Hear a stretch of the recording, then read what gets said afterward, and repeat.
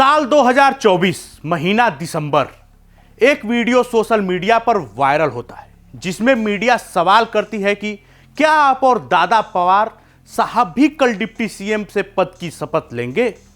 अरे भैया, अभी तो कहां, देवेंद्र जी ने भी कहा, मैं भी कह रहा हूं, रुको थोड़ा, अभी शाम तक रुको, अभी कल शपथ ली है ना, उनका समझ में आएगा और मैं तो लेने वाला ही हूं। और दादा को, अरे भाई, दादा को अनुभव है दोपहर और शाम को हर समय शपथ लेने का। ये वीडियो महाराष्ट्र के नई सरकार के गठन पर माथापच्ची पर चल रही बैठक का था, जहां पत्रकारों को ऐसे कई मौके मिले थे जब उन्हें महायुति में फूट के सुराग दिख रहे थे।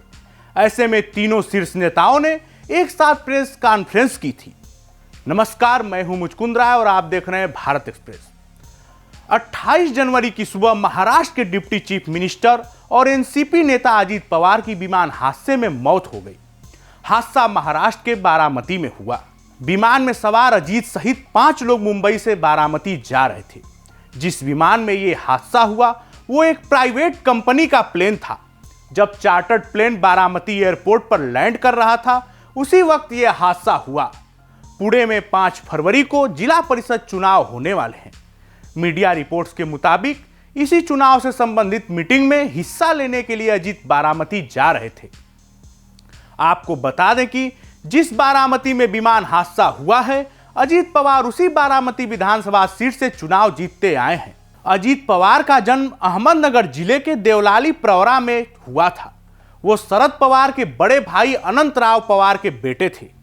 साल 1985 में अजीत पवार की सुनेत्रा पवार से शादी हुई थी।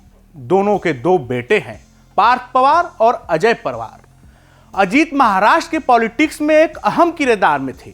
शिंदे गुट का अलग होना, एनसीपी का टूटना और बीजेपी के गठबंधन करना, महाराष्ट्र की राजनीति में बीते कुछ सालों में जो कुछ भी हुआ उसमें अजीत पवार की बड़ी भूमिका थी। उनके करियर की शुरुआत हुई थी साल 1982 में।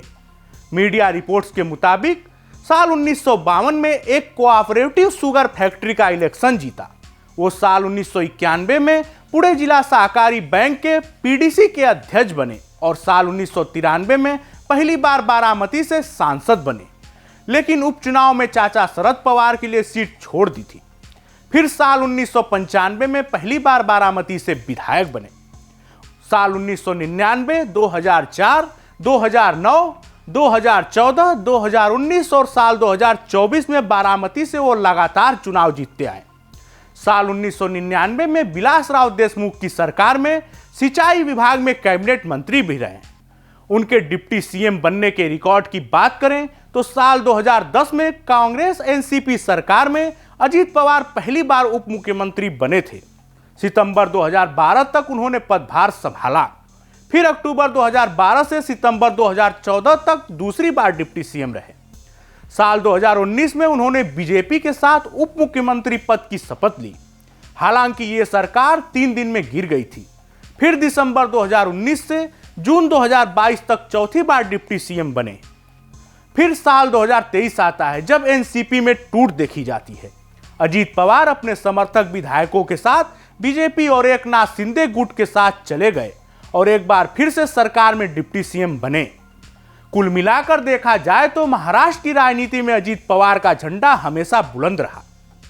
28 जनवरी की सुबह जब उनकी मौत की खबर सामने आई तो यह सुनकर सब स्तब्ध रह गए।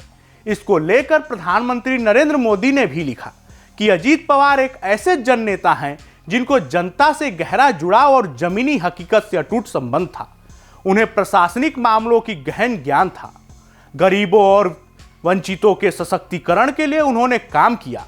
उनके परिवार और असंख्य प्रशंसकों के प्रति हमारी संवेदनाएं हैं। आपकी जानकारी के लिए बता दें कि इस विमान हादसे में सवार सभी लोगों की मौत हो गई। प्राप्त मीडिया रिपोर्ट्स के मुताबिक अजीत महाराष्ट्र पंचायत चुनाव के लिए बारामती में जनसभा को संबोधित करने जा रहे थे।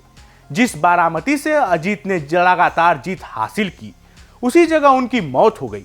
इस खबर को लेकर आपकी क्या राय है, हमें कमेंट बॉक्स में जरूर शेयर करें।